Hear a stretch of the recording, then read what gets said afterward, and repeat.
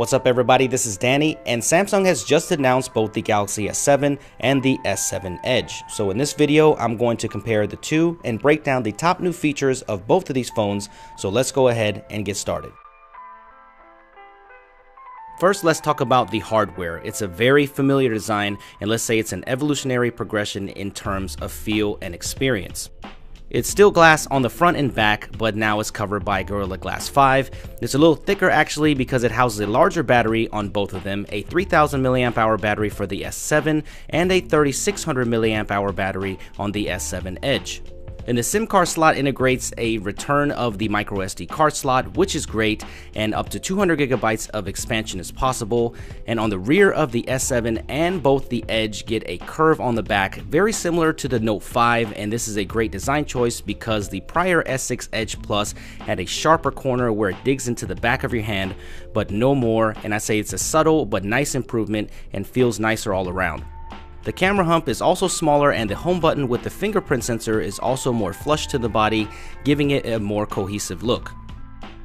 Both of these phones keep that premium feeling all around, but with that glass enclosure, it remains a fingerprint magnet and also a slippery device, so I'll be sure slapping one of these hot new bamboo skins from Dbrand on the back as soon as I get one, for it looks awesome on my S6 Edge, and I will leave a link down there below for you if you're wondering on how to buy one. Powering the new Galaxy devices is either a super powerful Snapdragon 820 processor with 4GB of RAM or an Exynos 8890 processor also with 4GB of RAM.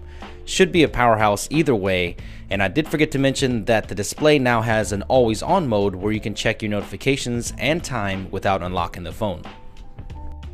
Here's a quick breakdown of the difference of the S7 and the S7 Edge. The Edge is a larger phone with a 5.5-inch display, and the S7 has a more compact 5.1-inch display.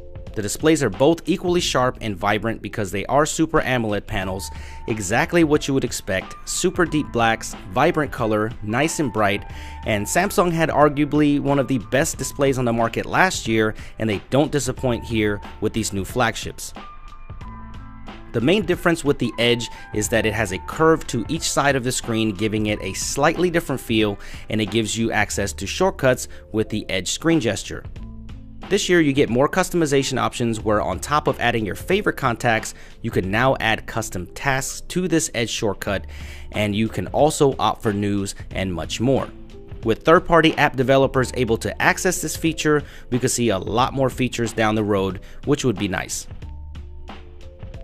What I love is both of these phones are now water resistant with an IP68 rating, so if you drop this in the pool, sink, or let's just face it, maybe even the toilet, there is no need to worry anymore. The most interesting upgrade in my opinion is the new camera this year. It is a brand new 12 megapixel camera, which is thought to be the elusive Sony IMX260 sensor with dual pixel focusing, which in my short time of testing is super fast. This is all combined with optical image stabilization and face detection autofocus, making this one of the most promising cameras this year so far. I love the fact that they chose a lower megapixel camera with an aperture of 1.7 to increase the size and the amount of pixels, which should equate to better low light performance and better images. You still have the same camera software from the last generation with some improvements, and the front-facing camera is 5 megapixel with a improved aperture of 1.7, and the shutter speed is incredible on both sides with a wicked fast burst mode. Manual camera mode is also here, and you can adjust everything to get that perfect shot, including now shutter speed, ISO, white balance, and manual focus.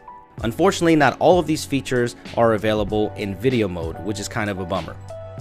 You'll notice that the native aspect ratio has changed to 4:3, but you can choose a 16:9 option, but it will be cropped at 9.1 megapixels. Not a big deal whatsoever. These samples off this camera look great, so I will definitely test this out thoroughly in the full review, so stay tuned for that. To round things up, both of these phones come with built-in wireless charging, which is amazing, and I think more manufacturers should include this for it's really convenient. Quick Charge 3.0 is also available, but Samsung decided to stay with the micro USB instead of the newer USB-C port, and there is that single speaker still. I was really hoping for some dual speakers or some other kind of arrangement. All around though, it's exactly what I expected from the new Samsung flagships. It's a more refined and evolutionary progression of the Galaxy phones. I can't wait to get them in for a full review, so let me know what you guys want to see in the comment section below. Make sure you smack that like button if you enjoyed this video, and let me know which one you like the best, the S7 or the S7 Edge. Subscribe for a lot more coverage and a lot more videos like this, and thank you for watching, guys. I will see you in the next video.